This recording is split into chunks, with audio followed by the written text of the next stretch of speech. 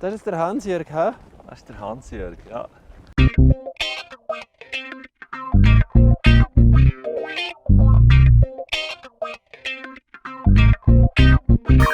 Wo kommst du?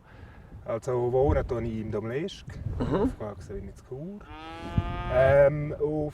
Dass ich jetzt heute da bin, ist, sage jetzt einmal, ein Zufall. Ich mache heute keinen ganzen Alpsommer. Im September gehen wir in die Ferien, ich und meine Partnerin. Und dann habe ich beim Alpenfon gemolden. Ich weiß nicht, hast du schon gehört von dem Alpenfon?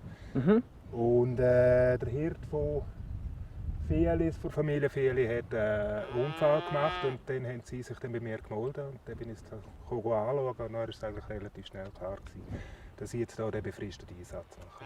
Wie lange bist du schon Hirt? Das ist der 18. Sommer. Der 18. Sommer? Jeden Sommer? In jungen Jahren jeden Sommer, später dann nur noch sporadisch, alle 4-5 Jahre im Schnitt. Ja.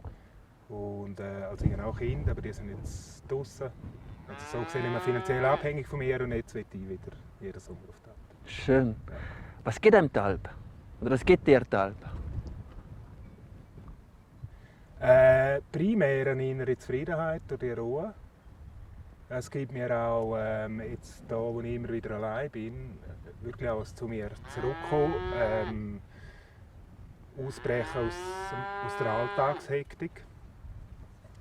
Ja. Es kann hier auch hektisch zu und her gehen, aber dann sind es so einmal momentane Einsätze und dann beruhigt sich alles. Genau. Einsam? Nein. Gibt es nicht da oben? Nein. Nein. Ich durfte den Hund mitnehmen von ihnen.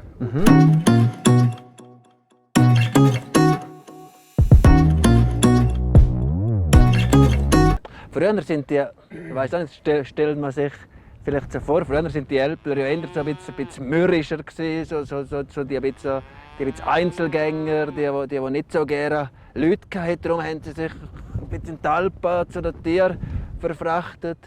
Das hat sich schon geändert, oder? Da muss man als Älpler auch ein bisschen aufgeschlossen sein und eben auch gewisse Aufklärung betreiben. Gerade jetzt, was du sagst, wie der Tourismus und die Alpwirtschaft eigentlich auch aneinander vorbeikommt. Ich denke schon, wenn jetzt jemand gerne mit den Leuten, dann wird er auch nicht so eine Alp machen. Dann wird er langfristig sicher etwas suchen, wenn er weg ist vom Geschütz.